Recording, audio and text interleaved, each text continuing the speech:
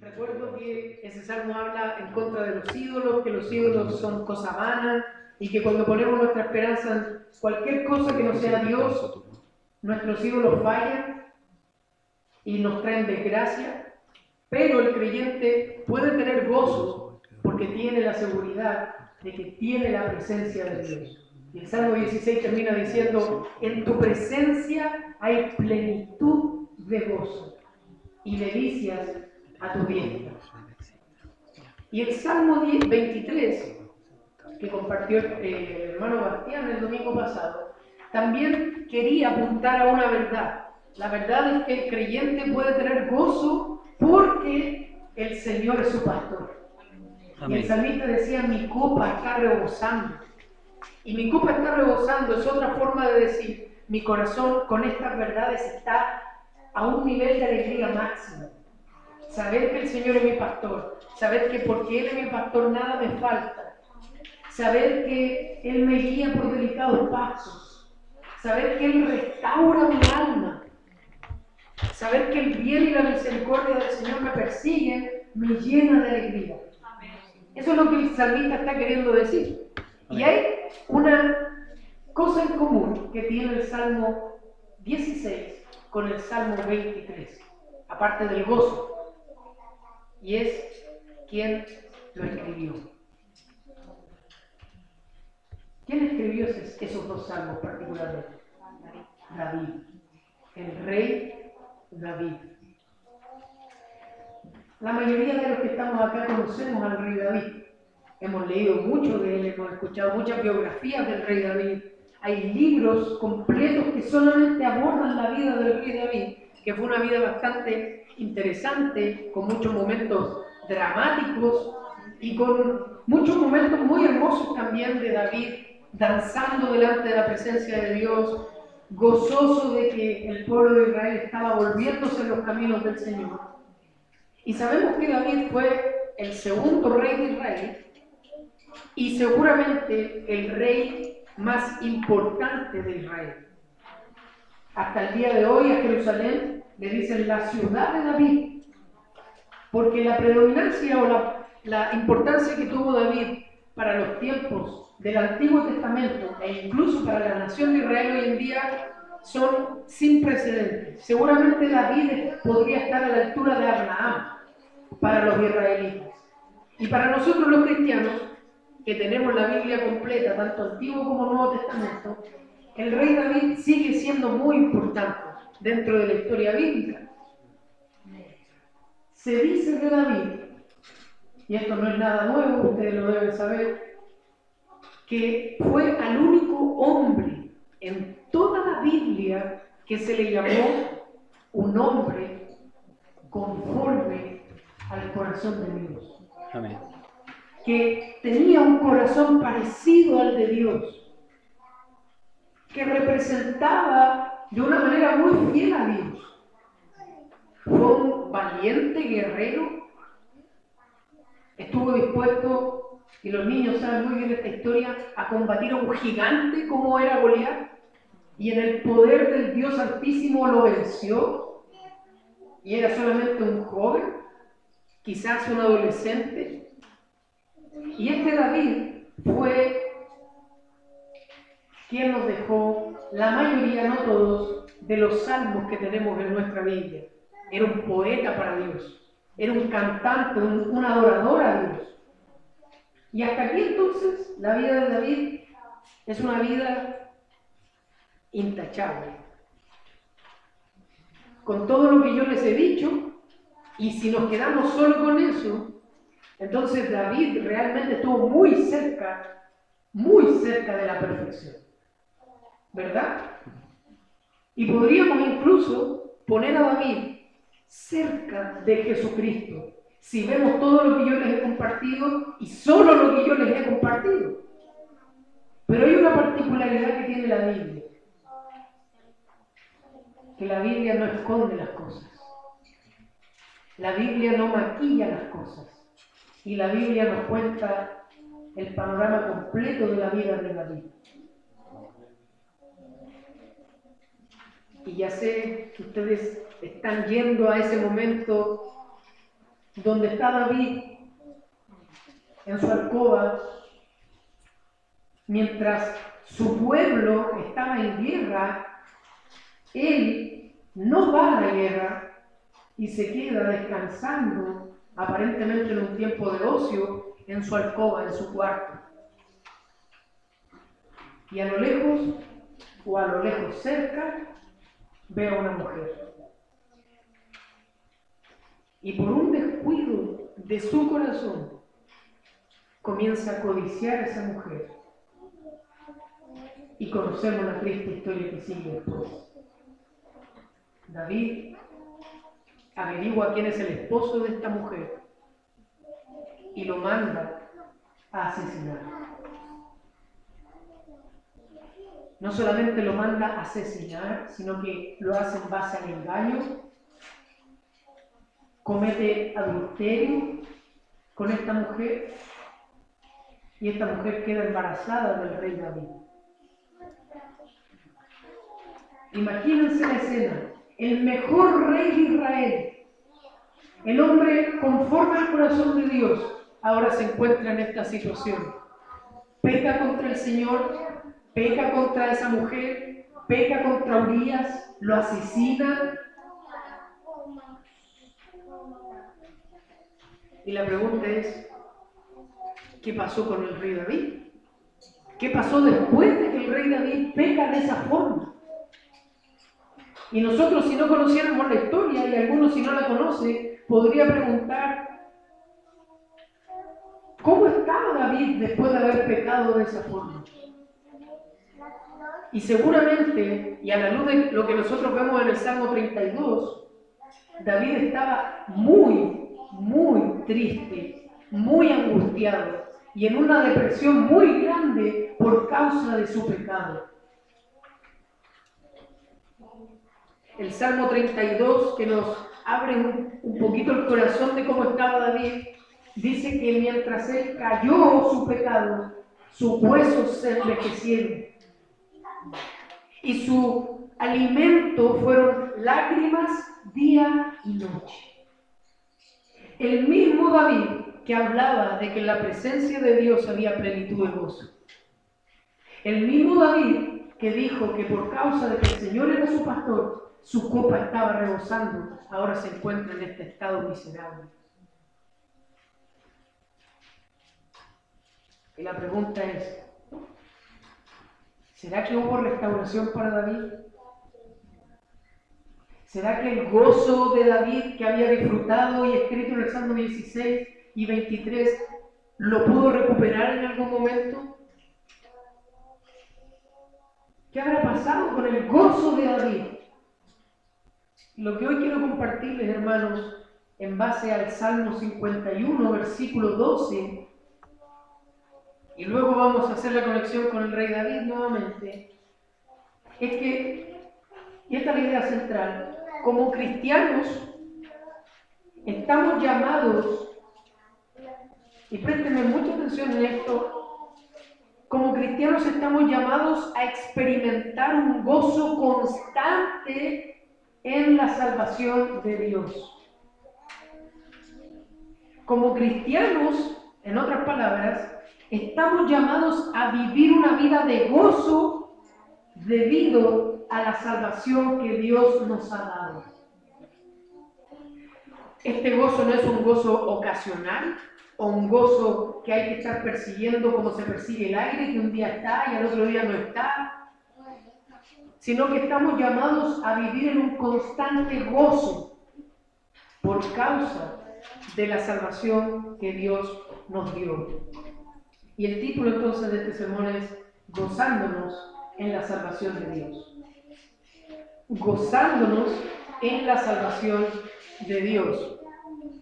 Seguramente con el pastor Tomás ya vieron lo que significa el gozo, pero para repasar simplemente, el gozo del cual la Biblia habla no es una alegría superficial, no es una alegría por causa de las circunstancias, porque me está yendo bien, sino que el gozo, según la Biblia, según las Escrituras, es una disposición del alma a vivir la vida alegre y con contentamiento. El gozo es una disposición profunda de alegría en el alma, más allá de las circunstancias, dada por Dios. En otras palabras, el gozo es una alegría profunda, una disposición a vivir la vida alegre, con contentamiento, por medio de una obra espiritual que Dios hace en nuestro corazón. Por lo tanto, cuando hablamos de gozo, no estamos hablando de ser una persona necesariamente risueña, que se ríe por todo y que todo el tiempo está con un chiste fresco y que siempre está tratando de hacer reír a los demás. No se trata de eso. Eso es humor, que es bueno el humor en cierta medida, pero cuando hablamos de gozo estamos hablando de una alegría más profunda, provocada por Dios en tu alma, que te ayuda a tener una disposición alegre en la vida. Frente a las pruebas, frente al sufrimiento, frente a la necesidad y en tu día a día. Y volviendo al rey David, seguramente el rey David era un hombre muy gozoso. Para llegar un día a danzar frente a todo el pueblo, tenía que ser un hombre muy gozoso. Un hombre que realmente se deleitaba tanto en Dios que no le importaban las circunstancias ni lo que los demás dijeran de él. Sin embargo, David peca gravemente contra el Señor. Y en la providencia del Señor, al año después que David peca, nos deja el Salmo 51. Entonces, hoy día, hermanos, vamos a tratar de responder estas preguntas. ¿Cuál es la base? ¿Cuál es el fundamento del gozo al cual Dios nos llama? ¿Cuál es el fundamento del gozo cristiano? ¿Por qué Dios nos llama a vivir una vida llena de gozo?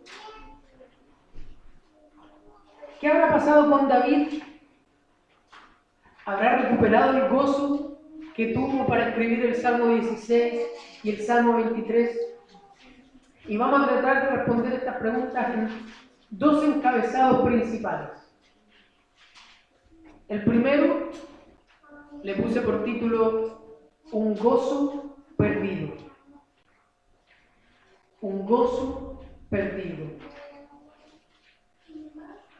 ¿Qué pasó con el rey David después de que pecó? Ya dijimos, ¿verdad? Pasó un año entero en silencio, sin confesar su pecado. Un año entero, hermanos, sin confesar su arrepentimiento, su dolor por haber pecado contra el Señor. Pero había algo que David no podía callar, y era el embarazo de Betsabé, la mujer con la cual David peca. Y nosotros sabemos la historia. Pasaron 9 meses, Betsabé da a luz al hijo que fue producto de esta fornicación, de este adulterio, y el hijo nace muerto. Imagínense David cómo estaba, hermano, después de un año de dolor, de aflicción, donde probablemente no había experimentado el gozo que había experimentado antes por causa de su pecado, y nace un hijo y le nace muerto. La historia bíblica cuenta que David, una vez que le llega la noticia de que su hijo murió, rápidamente se sacude sus rodillas, se sacude su ropa y hace como que aquí no ha pasado nada y sigue reinando sobre Israel. Y no se dice nada que David se haya disculpado con Dios o haya reconocido su pecado. David siguió adelante hasta que llega un hombre enviado por Dios llamado Natán. Ustedes saben la historia. Y este hombre le cuenta una historia a David.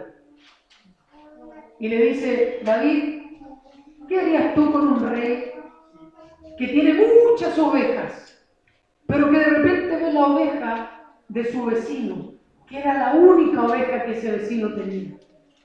Y este hombre se obsesiona con esa única oveja de su vecino, que era pobre, y va y se la arrebata a ese vecino, se la roba. ¿Qué harías tú con ese hombre? Y David responde eufórico: ese hombre es digno de muerte, ese hombre merece pagar por lo que hizo. Y el profeta Natán le dice: David, te tengo una noticia, tú eres ese hombre, tú eres ese hombre. Y David en ese mismo instante es consciente de su pecado, de lo grave de su pecado, y cae en arrepentimiento y confesión delante de Dios. Y luego de ese momento David escribe el Salmo 51 y confiesa diciendo: Señor, borra mis transgresiones, Señor, lávame de mi maldad y límpiame de mi pecado, porque yo reconozco mi transgresión. Contra ti, Señor, contra ti he pecado y he hecho lo malo delante de tus ojos. Y comienza a reconocer su maldad frente al Señor. Confiesa su pecado, confiesa su maldad. Y la pregunta que yo me hacía y que también les quiero hacer a ustedes es: cuando el Señor te ha traído luz acerca de algún pecado en tu vida, cuando el Señor ha querido confrontarte con tu pecado por medio de la Escritura, por medio de algún profeta, de algún hermano o de alguna hermana, ¿te has dolido así por tu pecado alguna vez? ¿Has experimentado el dolor, la aflicción de haber transgredido la ley de Dios? Y sin duda, hermanos, todos nosotros pecamos, todo el tiempo, todo el tiempo. Pero hay momentos donde Dios quiere hacerte ver tu pecado de una manera particular, un pecado en particular que Dios quiere traer luz para que tú puedas verlo y confesar tu pecado, arrepentirte delante del Señor. Pero has experimentado lo que experimentó David: un dolor, una angustia por su pecado. ¿Qué haces cuando pecas?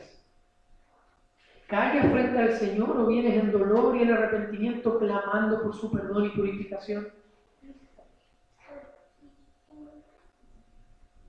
Y así entonces, hermanos, como después de esta confesión, que no me imagino a David: Señor, perdona mi pecado, yo pequé contra ti. Me lo imagino angustiado, afligido, clamando: Señor, borra mis transgresiones, Señor, porque son grandes, Señor. Pero David conocía a Dios. David conocía la misericordia de Dios. David conocía la bondad de Dios. Y no se quedó lamentándose por su pecado. No se quedó en el hoyo de la culpa y de la condenación. ¿Por qué? Porque David estaba mirando al Dios que lo salvó. David estaba mirando al Dios que podía restaurarlo. David reconoce desde el versículo 1: Señor, tú eres misericordioso, tú eres bondadoso. Y David sabía que Dios podía limpiarlo y perdonarlo. Y le dice: Señor, purifícame con hisopo. Lávame, Señor, y seré más blanco que la nieve. Y así entonces es como llegamos al versículo 12, que es el centro y el texto de este sermón. David confiesa su pecado frente al Señor y suplica por la purificación. Y una de sus peticiones, dentro de muchas peticiones que hace, es la siguiente: Señor, restitúyeme el gozo de tu salvación. Como dice la Reina Valera: devuélveme el gozo de tu salvación. La palabra restituir o devuélveme no es muy difícil de entender, ¿verdad? Es algo que estaba en algún momento, pero que fue quitado. Es algo que estaba en un lugar y fue sacado de ese lugar. Pero la palabra restituir tiene que ver con tomar eso que se había quitado y volver a ponerlo en el lugar que correspondía. Aquello que había sido robado o aquello que había sido sacado de su lugar, ahora vuelve a estar en el lugar que corresponde. Entonces lo que David estaba diciendo, Señor, restaura mi gozo, restaura el gozo de tu salvación. ¿Qué quiere decir específicamente? ¿A qué se refiere David con esto? Y lo primero que quiero compartir de este punto es interesante porque David no está orando, fíjense en esto, David no está orando para que Dios le devuelva su salvación. Fíjense, David había pecado gravemente, horriblemente, un pecado público, escandaloso, pero David no está orando para que Dios le devolviera su salvación. David está pidiendo que pueda disfrutar del gozo de la salvación que Dios ya le había dado. De eso se trata esa petición. No es, Señor, tú me has robado o me has quitado la salvación por causa de mi pecado, yo te ruego que ahora me la devuelvas. Lo que David quiere es poder volver a experimentar el gozo que lo llevó a escribir el Salmo 16. Lo que David quiere es que el Señor le devuelva la capacidad de alegrarse en la salvación que Dios ya le había dado. De eso se trata. Porque, hermanos, la salvación y el gozo del creyente van de la mano. Por eso cuando los ángeles vienen a anunciar el nacimiento de Jesucristo, ¿qué dicen? Les traemos buenas nuevas ¿de qué? De gran gozo. Porque la salvación y el gozo de un creyente van de la mano. Están unidos. De hecho, es interesante porque nosotros estuvimos viendo Primera de Juan, donde el fruto principal al cual el Señor nos estaba llamando es el amor, ¿verdad? Y en Gálatas, capítulo 5, versículos 22 y 23, cuando habla del fruto del Espíritu, ¿cuál menciona después del amor? Gozo. El Señor en Primera de Juan nos estaba llamando al amor, y ahora providencialmente, porque eso lo pensé ayer recién, providencialmente nos está llamando al gozo. Porque no puede y no podemos, hermanos, y créanme que me lo digo a mí mismo, vivir un cristianismo sin gozo. No se puede, no es posible. Podemos tener momentos en nuestra vida cristiana donde el gozo parece estar lejos. Y es lo que está pasando David. ¿Pero por qué fue? Fue por su pecado. Fue por su rebelión que el gozo pareció alejarse y él ya no estaba disfrutando de la comunión con Dios. La comunión con Dios seguía existiendo, la salvación de David no se había ido a ninguna parte, pero él, por causa de su pecado, había perdido la posibilidad, el disfrute de la comunión con Dios y el gozo de su salvación.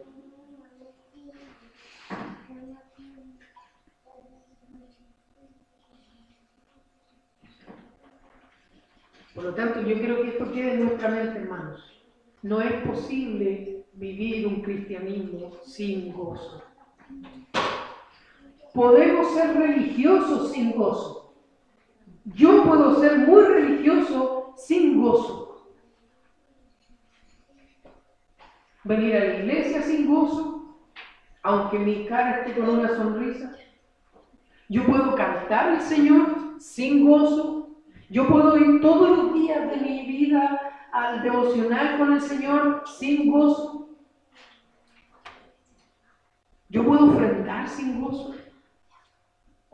Incluso yo puedo ir a las misiones sin gozo. Sin el gozo verdadero me refiero. Porque los testigos de Jehová, los mormones, hacen lo mismo que nosotros. Ellos, incluso los musulmanes, oran 5 veces al día.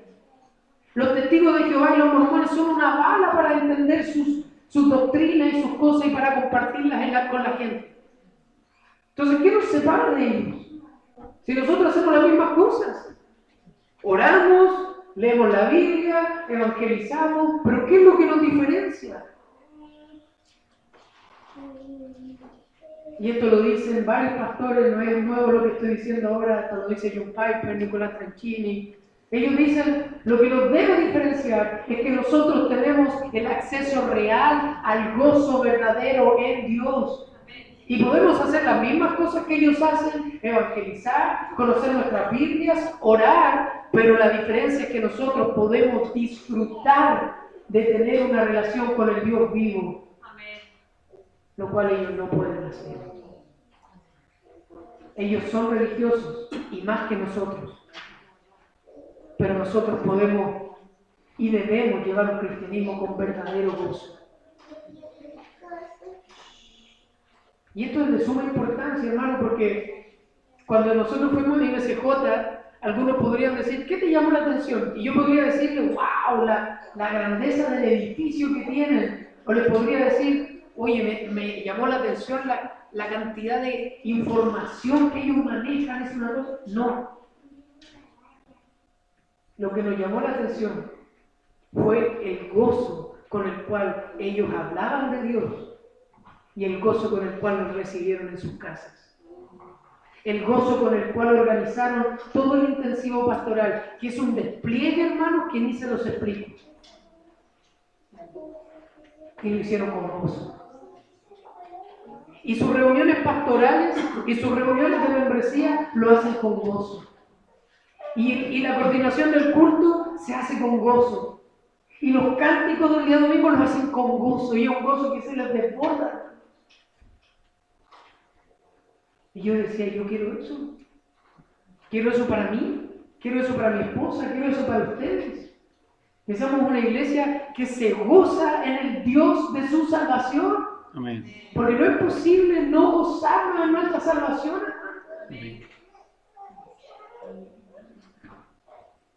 No sé quién oraba delante sobre eso cuando decía, Señor, creo que Vilma, mientras más veo y más pasa el tiempo, más puedo ver tu misericordia, tu guía. Hermano, eso debe producir gozo.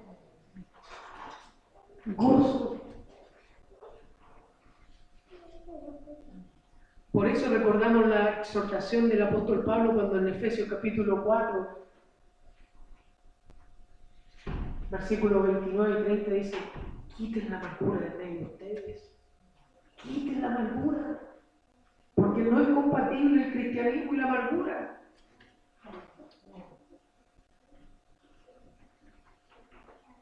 Por lo tanto, amados hermanos, cuando pecamos y en nuestro día a día, a pesar de que nuestra salvación está asegurada,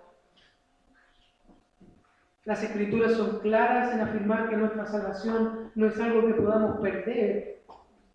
Pero si no venimos al Señor en un constante arrepentimiento, en una constante confesión y dependencia, podríamos llegar a perder la capacidad de gozarnos en nuestra salvación.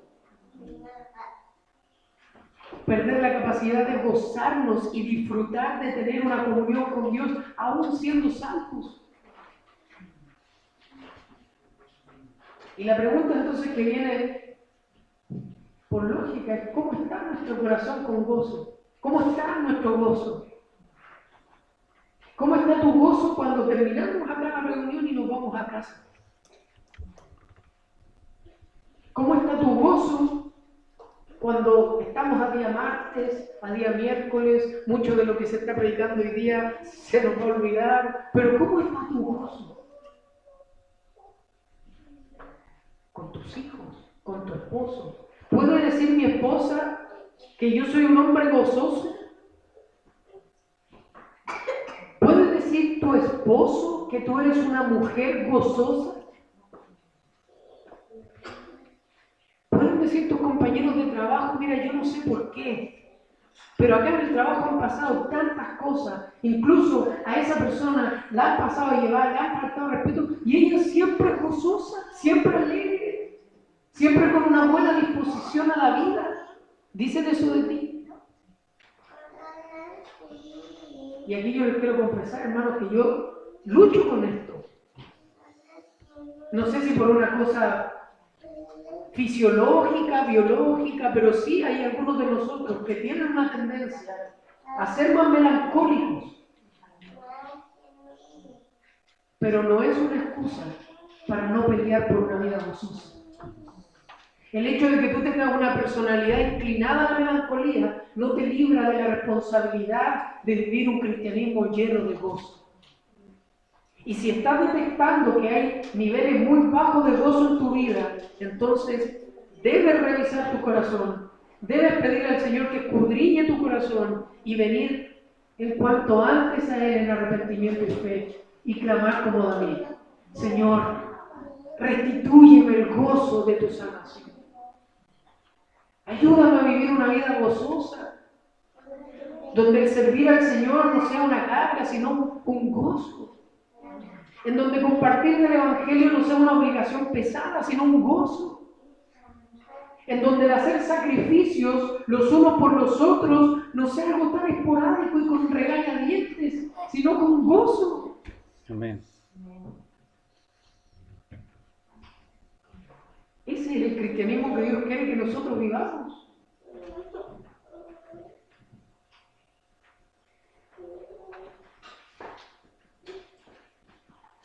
Pero la pregunta que puede también venir a nuestro corazón, y es una pregunta también que yo les hago y que también me he hecho, es: cuando los niveles de gozo en Dios están bajos, cuando comenzamos a sentir desesperación, temor, falta de fe, ¿a dónde acudimos a buscar ese gozo? ¿Dónde estamos buscando nuestro deleite cuando las cosas no están saliendo como nosotros quisiéramos? ¿A qué estás acudiendo para que sea tu gozo? ¿Acaso corres al placer pecaminoso para experimentar un falso gozo que se desvanece apenas termina el placer? Y esto puede ser muchas cosas. Esto puede ser ver imágenes inadecuadas en tu celular, en tu computador, en la calle. Esto puede significar ir de compras para poder satisfacer ese deseo. Esto puede significar comer y saciarte con la comida porque necesitas satisfacer ese deseo. Eso puede ser quizás la aprobación de alguien. Y depender de: oye, pero ¿tú crees que me veo bien? No, pero ¿tú crees que lo hice bien? Oye, ¿tú crees que mi matrimonio? Pero tú, háblame de mí. Eso puede ser pecar de otras maneras, como la murmuración y encontrar placer allí. Hermanos, hay tantas formas que nuestro corazón pecaminoso busca el placer fuera de Dios, busca el gozo fuera de Dios, que por eso esta exhortación es tan necesaria, hermanos. Esta exhortación es: hermanos, gocémonos en la salvación de Dios. Clamemos a Dios para que Él nos restaure la capacidad de alegrarnos cada vez más profundamente en Él.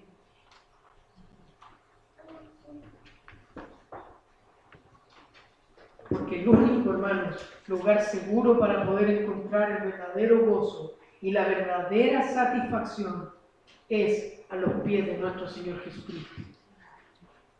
¿Amén? Amén. Hermanos, no hay otro lugar ni otra persona que pueda devolvernos el contentamiento, y la verdadera alegría se puede encontrar en el único Dios verdadero.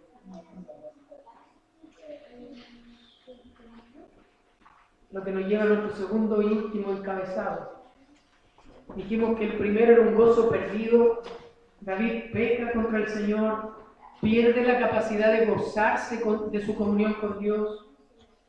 Esto lo lleva a una profunda aflicción hasta que es confrontado con su pecado, se arrepiente frente al Señor y comienza a clamar: Señor, dentro de muchas otras cosas, devuélveme el gozo de ser salvo.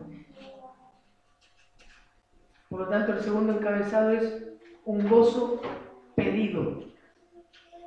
El primero era un gozo perdido, este es un gozo pedido.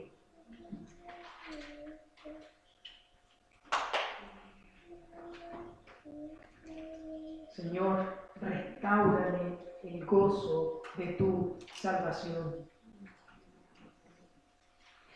David acude al lugar correcto. David acude al Dios que lo había salvado y comienza a clamar: Señor, restáurame el gozo. Permíteme experimentar una vez más la alegría de saber que me has salvado. Hermano, y esto es maravilloso porque David no pide que su honor sea restaurado. Fíjense, David no le está pidiendo al Señor: Señor, yo te ruego que ojalá a la gente de este pueblo se le olvide lo que yo hice y me puedan honrar como el gran rey que yo soy. David no pide: Señor, hazle un borrón en la mente de estas personas para que no recuerden mi pecado y me puedan devolver la dignidad que yo tengo o que tenía frente a ellos. David no está pensando en eso. David está pidiendo restauración, purificación y experimentar el gozo de su salvación. Y le dice: Señor, no me eches de delante de tu presencia, no quites tu Santo Espíritu de mí, permite que me pueda gozar en tu salvación. Lo que nos lleva a considerar una verdad muy importante en este segundo punto, hermanos.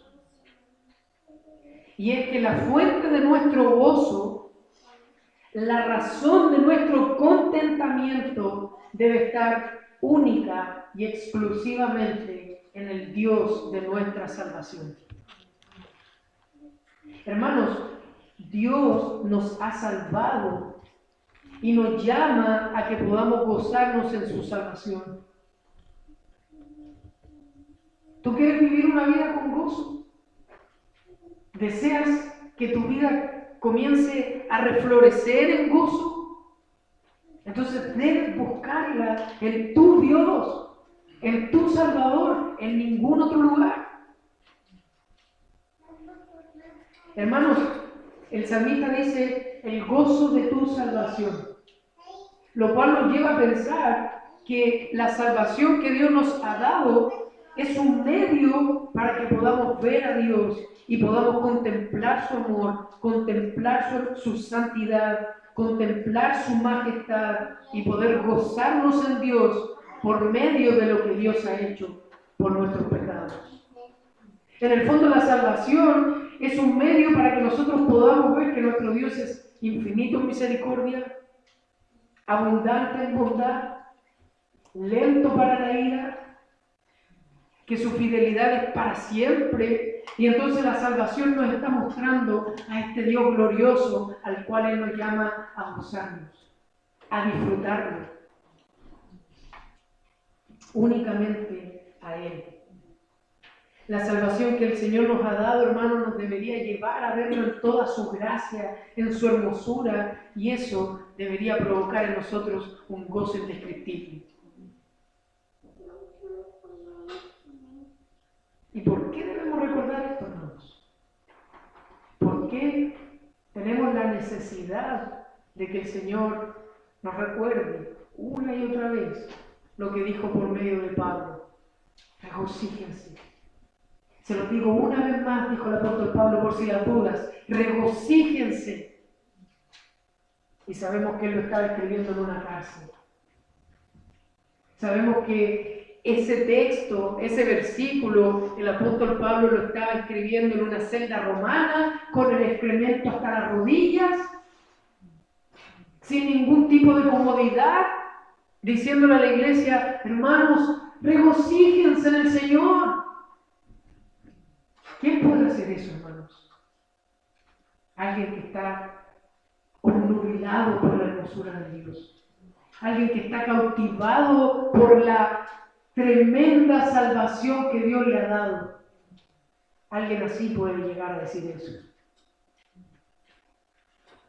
Pero nosotros, hermanos, somos débiles y tenemos la necesidad de que nos recuerden una y otra vez dónde encontrar el gozo, dónde deleitarnos, dónde basar nuestro sentido de contentamiento. Porque a pesar de que hemos sido salvados, tenemos un corazón muy rebelde. Que no sé cómo, hermanos, lo veo en mi propio corazón, está buscando cualquier forma de gozarse y de tener un sentido de plenitud fuera de Dios. Y nuestro corazón tiene una tendencia a buscar placer y gozo, no en el Creador, sino en las cosas creadas. Romanos capítulo 1. Pero los que hemos conocido al Señor, los que hemos sido conocidos por Él y hemos sido salvados por Él, podemos retomar el camino y podemos volver a disfrutar del gozo de haber sido salvados. Hermano, piensa en cuando te estabas convirtiendo, piensa en cuando comenzaste a entender el Evangelio por primera vez. Piensa en cómo eso trastocó tu mundo, transformó todo de ti. Piensa en ese momento donde tú lo único que querías era estar en la presencia de Dios y alabarle, y ojalá que nadie te interrumpiera porque estabas adorando y exaltando el nombre de tu Dios. Si alguien no ha experimentado eso, hermano, yo les ruego que clamen al Señor para vivir algo así, porque es hermoso. Amén. No solamente en tu habitación, sino que de repente en la iglesia estabas en un momento de felicidad al recordar que Jesucristo había muerto por tus pecados. Y el cristiano puede y debe experimentar eso constantemente. Constantemente. Dicen que la alegría se contagia, ¿verdad? ¿Y saben qué dice el Salmo 40-41 sobre Jesús?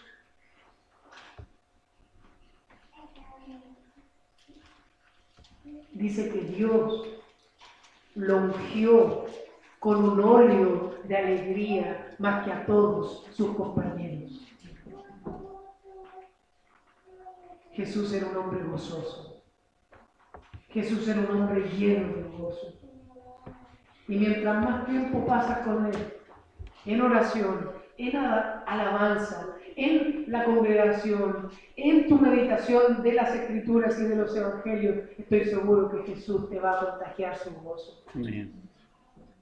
Pero tienes que pasar tiempo con Él. ¿Por qué? Porque tu corazón va a buscar desviarse, va a buscar formas de satisfacerse fuera de Dios. Y esto fue lo mismo que le pasó a los discípulos, hermanos. Imagínense, los discípulos estaban con Cristo, la fuente de todo gozo, y Cristo les dice: ahora les doy autoridad para que vayan y prediquen el Evangelio, sanen a los enfermos, echen fuera demonios. Y cuando los discípulos vuelven, lo que leímos en Lucas capítulo 10, versículo 20, llegaron llenos de gozo. Fíjense, llegaron llenos de gozo. Pero ¿dónde estaba el gozo de los discípulos? En el poder que Dios les había dado para expulsar demonios y sanar a los enfermos. Y los entiendo. Yo creo que cualquiera de nosotros que Dios aparece y dice: te voy a dar una semana para que los demonios se sujeten a ti y sales a todos los enfermos. ¡Wow! Yo me alegraría. Y los discípulos venían extasiados: Señor, hasta los demonios se nos sujetan. Y el Señor, de una manera tan maravillosa, los confronta, tan tierna incluso diría, y les dice: ¿saben qué? Yo vi a Satanás caer como un rayo. Ya no tiene autoridad Satanás. Pero les digo algo: no se alegren. No encuentren su satisfacción en que los demonios se les sujetan, sino en que sus nombres están escritos en los cielos. Amén. Hermanos, Imagínense cómo el Señor los lleva de la tierra al cielo y les dice: saquen su gozo de este mundo. Alégrense de que han sido salvados por Dios. Alégrense de que el reino de Dios ha venido y yo vengo a morir por cada uno de ustedes. Alégrense de eso. Amén.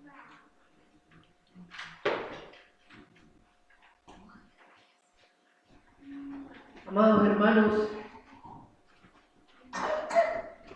cuando meditamos en la salvación que Dios nos ha dado por medio de Jesucristo, podemos experimentar gozo verdadero. Podemos. Si yo quiero dejar algo en ti hoy, es que es posible. Es posible vivir una vida de gozo. Es posible. Por lo tanto, pregúntate, ¿cuál es tu nivel de gozo hoy?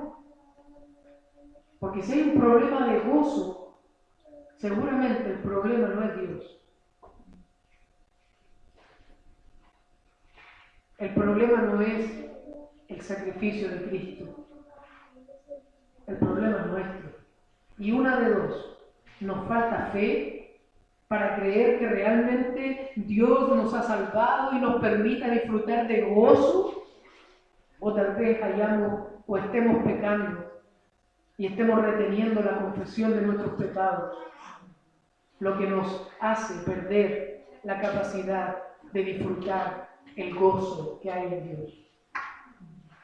Pero sí quiero dejarles algo claro: es posible vivir una vida gozosa. Y ustedes me necesitan a mí y yo los necesito a ustedes para que juntos crezcamos en un camino cada vez mayor de gozo. Y que cuando vengan a visitarnos, no me interesa que esta iglesia tenga 100 o 20 miembros. Me interesa que vean el gozo de Dios en medio nuestro. Y que vean el amor de Dios en medio nuestro. Eso me interesa. Y espero que también sea tu preocupación. Un gozo centrado en Él y en lo que Él ha hecho al enviar a Jesucristo a morir por nuestra maldad, debe alimentar el gozo de nuestro corazón. ¿Con cuánta frecuencia meditas en que Cristo, el perfecto Hijo de Dios, tomó tu lugar en la cruz? ¿Con cuánta frecuencia meditas que Cristo sufrió el castigo de nuestra maldad en su lugar, en nuestro lugar?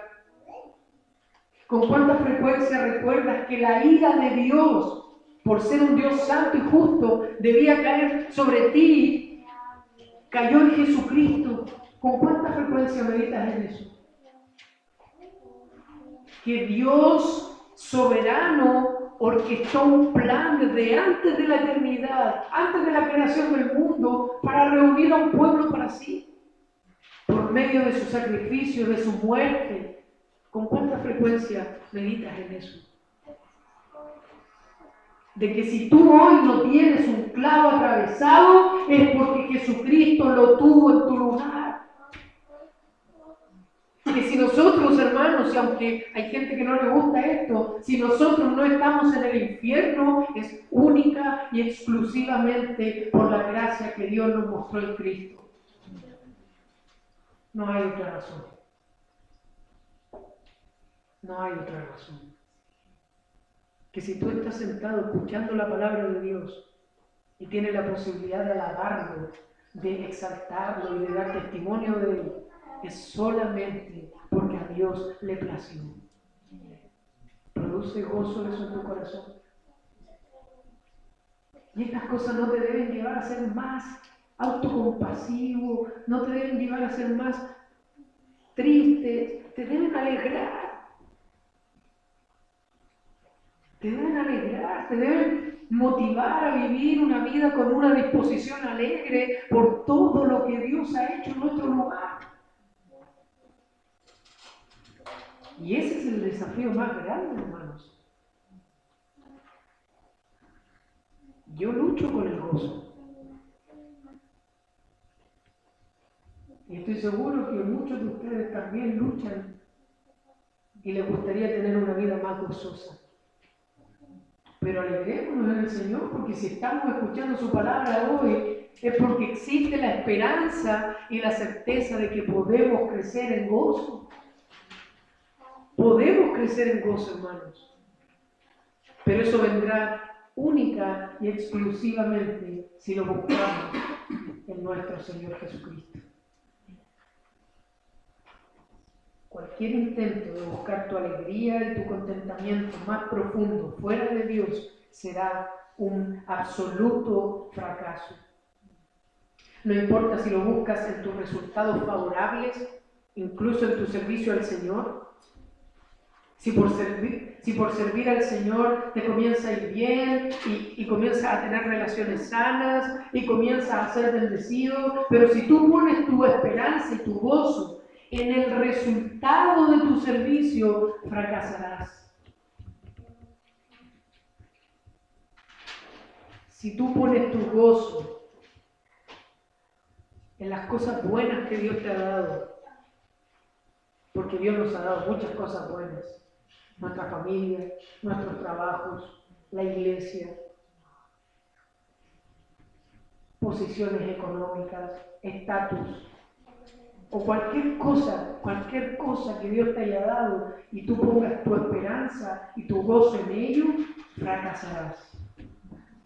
¿Por qué? Porque los dioses falsos fallan y fallan mucho.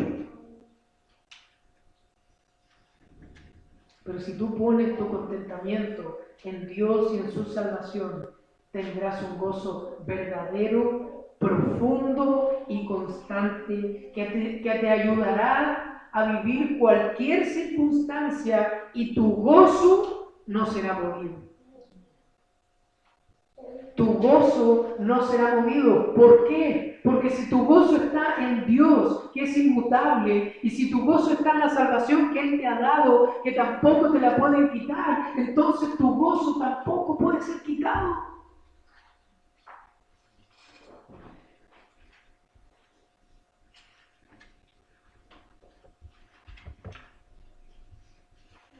Pero para ir terminando, no me da tiempo para exponer aquí cómo es un estilo de vida lleno de gozo.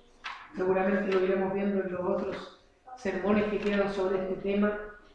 Pero sí me gustaría, hermanos, alentarlos y animarlos a pedirle al Señor, como iglesia, como familia, y cada uno de ustedes en lo particular, clamar al Señor para que nos permita experimentar a niveles más profundos el gozo de nuestra salvación.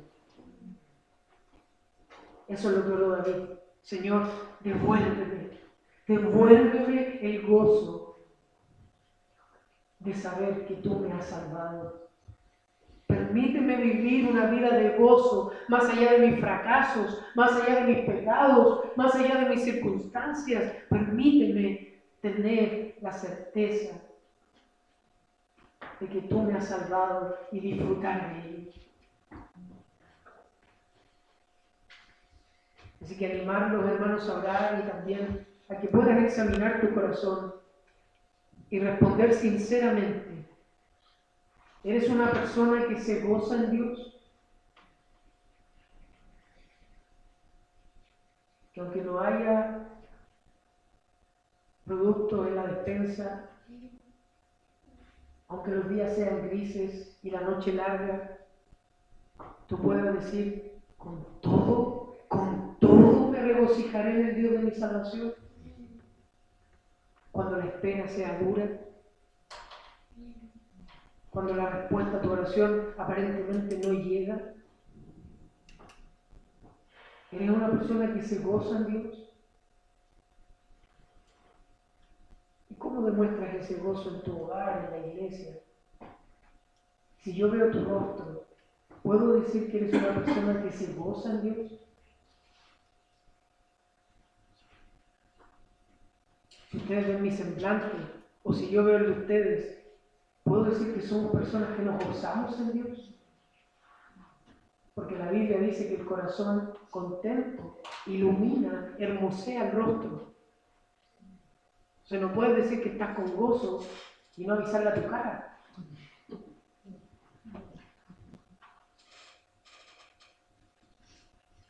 Porque así como de la abundancia del corazón habla la boca, también de la abundancia del semblante sacamos lo que hay dentro de nuestro corazón.